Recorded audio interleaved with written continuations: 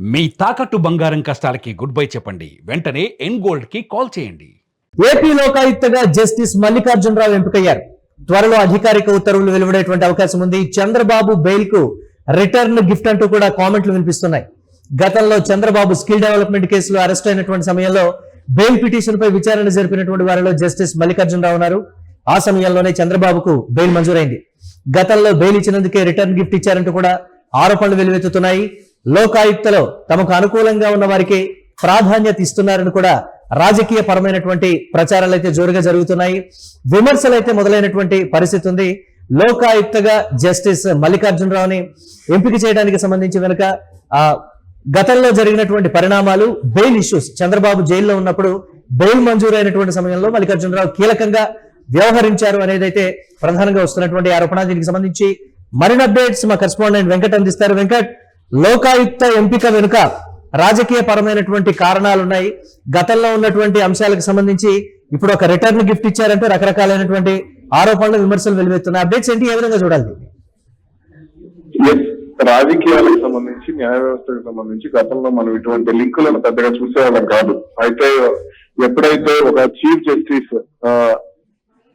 రాజ్యసభ సభ్యుడిగా ఎన్నికయ్యారో ఆ తర్వాత నుంచి కూడా పరిణామాలన్నీ కాస్త ఆందోళన కలిగించినటువంటి పరిస్థితి ఉంది. అంటే రాజకీయ పరంగా కొన్ని అంశాలకు సంబంధించి చాలా జాగ్రత్తగా వ్యవహరించాల్సినటువంటి రాజకీయ పార్టీలు కొంత అంటే తమకు అనుకూలంగా ఉన్నటువంటి వారికి కీలక పదవులను కట్టబెడుతున్నాయి అనేటువంటిది ప్రధానంగా వినపడుతున్నటువంటి మాట. అందులో భాగంగానే ఇప్పుడు తాజాగా గతంలో మనం ఏకంగా సుప్రీంకోర్టు పరిధిలోని ఇటువంటిది విన్నాము. అయితే ఇప్పుడు ఏకంగా సీఎం చంద్రబాబుకి సంబంధించి మనం అంటే టీడీపీ అధికారంలో వైసీపీ అధికారంలో ఉన్నటువంటి సమయంలో ముఖ్యంగా ఎవరికైతే ఇప్పుడు లోకాయుక్త పదవి ఇచ్చారో ఆయన చంద్రబాబుకు బెయిల్ ఇచ్చారు అనేటువంటిది ప్రధానంగా వినపడినటువంటి కామెంట్.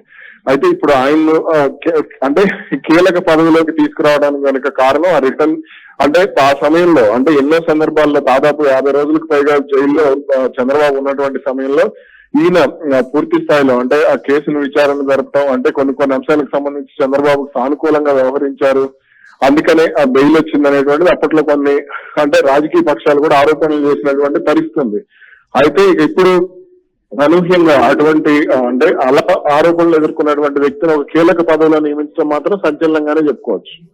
రైట్, అంటే దీని వెనక రాజకీయ పరమైనటువంటి కారణాలు అయితే ఏమీ లేవు. అందరం చర్చించి సరైనటువంటి వ్యక్తినే లోకాయుక్తగా ఎంపిక చేశాం, ఇది ప్రభుత్వం చెప్తున్నటువంటి మాట. మరి దాని వెనక ఉన్నటువంటి వాస్తవాలను అయితే ఒప్పుకునేటువంటి సిచ్యువేషన్ లేదు అని ఇటు వైసీపీ కావచ్చు, లేకపోతే ఇతర సామాజిక వర్గాల్లో కూడా సోషల్ మీడియాలో కూడా పర్టికులర్ గా ఈ అంశానికి సంబంధించి వస్తున్నటువంటి డిఫరెంట్ ఒపీనియన్స్ కావచ్చు, కామెంట్స్ కావచ్చు, పర్టికులర్ గా వ్యక్తమవుతున్నటువంటి విమర్శలు దాంతో లింక్ ఉంది కాబట్టి, లేకపోతే మిగతా వారు కూడా సమర్థులైనటువంటి వారు లేరా, ఇలా రకరకాలైనటువంటి అంశాలు కూడా సోషల్ మీడియాలో వస్తున్నటువంటి విమర్శలు, దీన్ని ఎలా చూడాలంటారు?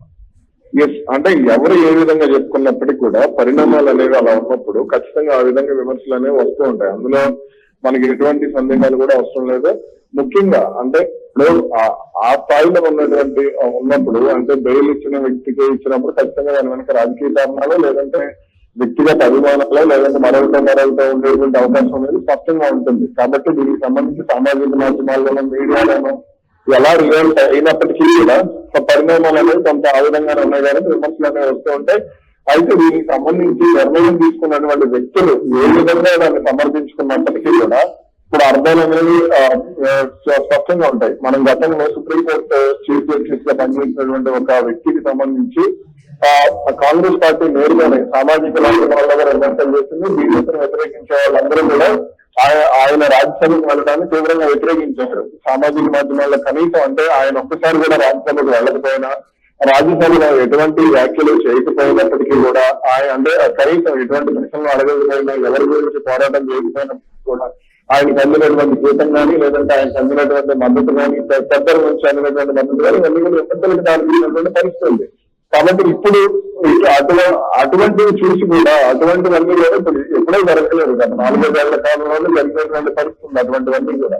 కాబట్టి ఇక్కడ ప్రభుత్వ వర్గాలు ఇటువంటి అంశాలకు సంబంధించి సున్నితంగా ఉన్నప్పుడు అంటే ఏదైనా చేస్తే వెనక బ్యాక్గ్రౌండ్ చేసుకోవాలి కానీ ఇలా బహిరంగంగా చేసినప్పుడు ఇది అనవసరంగా అందరు రాజకీయ ప్రత్యర్థులకు అవకాశం ఇచ్చినట్టు ఉంటుందనేటువంటి అభిప్రాయం బలంగానే వినపడుతోంది. Right, thanks for updates Venkat. AP లోకాయుక్తగా జస్టిస్ మల్లికార్జునరావు ఎంపిక సంబంధించి విమర్శలు అయితే వ్యక్తమవుతున్నాయి.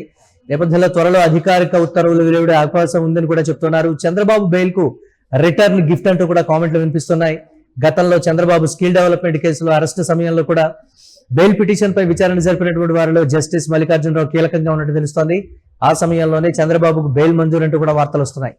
గతంలో బెయిల్ ఇచ్చినందుకే రిటర్న్ గిఫ్ట్ ఇచ్చారంటూ కూడా ఆరోపిస్తున్నారు. లోకాయుక్తలో తమకు అనుకూలంగా ఉన్నటువంటి వారిని ప్రాధాన్యత ఇస్తున్నారని కూడా రాజకీయ ప్రచారాలు జరుగుతున్నాయి.